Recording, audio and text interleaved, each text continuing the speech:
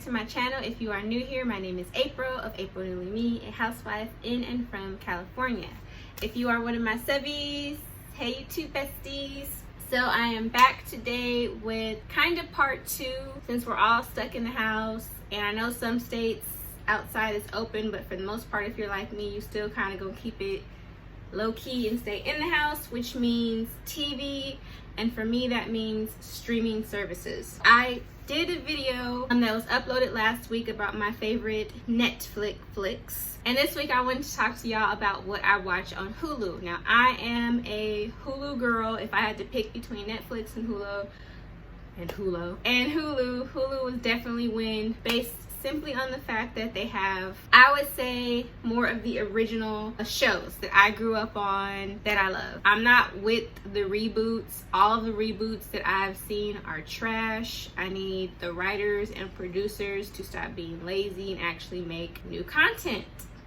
Let's try that. Like I said, I just wanted to tell you guys what I watch on Hulu. They show a lot of shows from back in the day, and they have one of my favorite shows when I was kind of like pre-teenish, junior high era, and that is Living Single, which I absolutely love, starring the great Queen Latifah. Who don't like Latifah? It also had Kim Fields, and the character Regine is me, y'all. Like, I am Regine. It's basically 4 single black women that live together as roommates. There's Overton and Kyle, that's his name, Kyle, that live upstairs from them. It's just them going throughout life trying to navigate being single and all that goes along with it. It is beyond funny. It's timeless because me and my wife just watched the whole first and second series about a month ago, and we were still laughing like we had never seen it before. So definitely want to check out Living Single. Another show that I'm just kind of addicted to, which is kind of, I don't even know how this show is still on the air. I don't really get it, but it's Catfish, MTV's Catfish. I don't understand how people still are getting catfished with all the technology that's out there. Not trying to make fun of them, but y'all, the show is funny, it's dramatic. Basically, if you've been living under a rock and you don't know what Catfish is about, it's when people use fake social media accounts to basically act like other people, and they wind up getting boyfriends and girlfriends, and some of them like keep this persona or this scam going on for years. I saw an episode yesterday where the lady was talking to a dude, well, it was really a girl, but she thought she was talking to this man for 2 years. Now here's my thing. You cannot tell me in 2 years you can't find a smartphone, you can't Skype, you can't Zoom, you couldn't save up no money so we can meet up. Like, I don't understand, but it's entertaining. Definitely give Catfish a try. Those are 2 of my favorite shows to watch on Hulu. Oldies but goodies. The next show I want to talk about is called The Act, and it's not actually a show. It's more or less a mini-series, and it's based on the true story of Gypsy Rose, and her mom's name, I believe, was Dee Dee Blanchard. Now, this chick was cray-cray. So, basically, the mom made the little girl think that she had leukemia and another different kind of, I think she said she had 2 cancers and that she had Hopkins. She just made this little girl believe that she was super sick and dying. She shaved her head. She would get all these prescription drugs from different doctors to make her feel sick and emulate symptoms. I think the correct term is Munchausen syndrome, where the person or the caregiver makes a person sick in order to be needed. And she did this to her own daughter.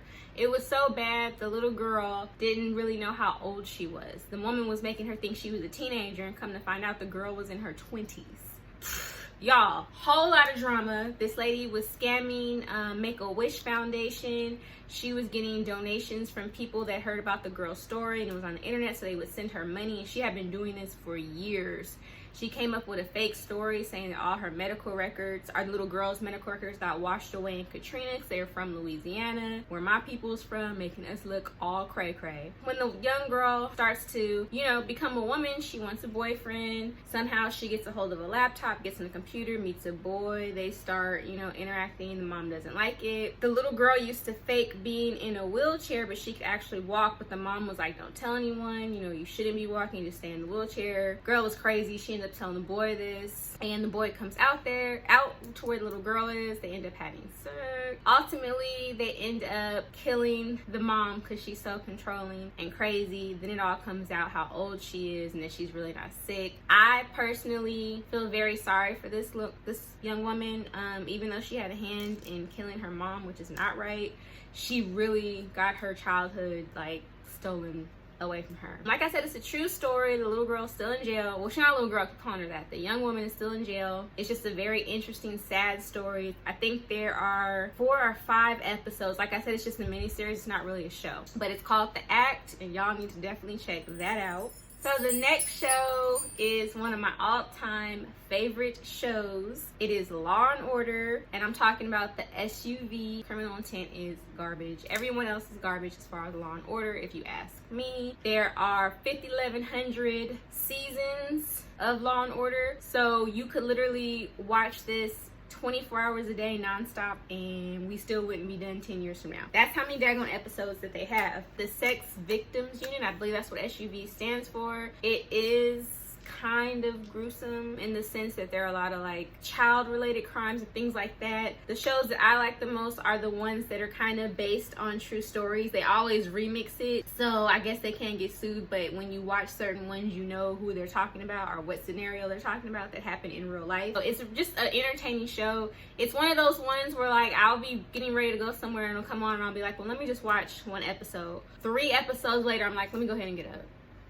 Let me go ahead and get up and do what I was trying to do. It's extremely entertaining. Like I said, I think they're on season 25 or 26. It's the longest running show in American history. Yeah, it's a very good show. There are lots of episodes to watch on Hulu, y'all. The last one I wanted to talk about is one that is new to me. I don't think it came out this year. I think it came out last year, but like I said, it's new to me, and it's starring the great Miss Kerry Washington as well as Reese Witherspoon. So the show is called Little Fires Everywhere. The name is really weird, which is why I think I never actually clicked onto it to see what it was about. I love Kerry Washington and her weird faces that she does, but I finally end up watching the first episode and I got hooked. Reese Witherspoon plays a character that you will love to hate. I feel like if I met Reese Witherspoon in real life, I would give her all kind of shade based on that character. She's a good actress because I don't like the child.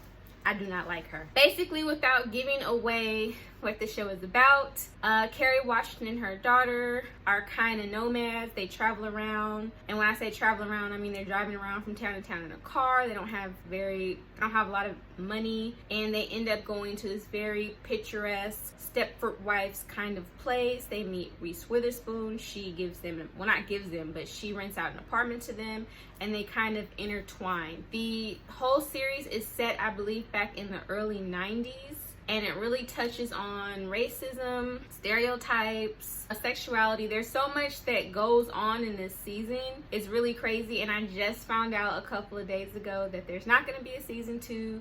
Unfortunately, their director and writer have passed away. It was one lady, she passed away. I don't know if it was due to the virus or not, but she's no longer with us, and they decided not to come back with the second season. But it was really sad because that was a series, and I have all these lingering unanswered questions because the season finale was the business. But it's still nonetheless something that I feel like you should watch. It's very entertaining, and it's one of those edge of the seat type of shows where you just want to binge watch it. I watched one season in 4 days, and I got a lot of comments from my last video, Netflix video, like, you don't sleep. I don't, sis.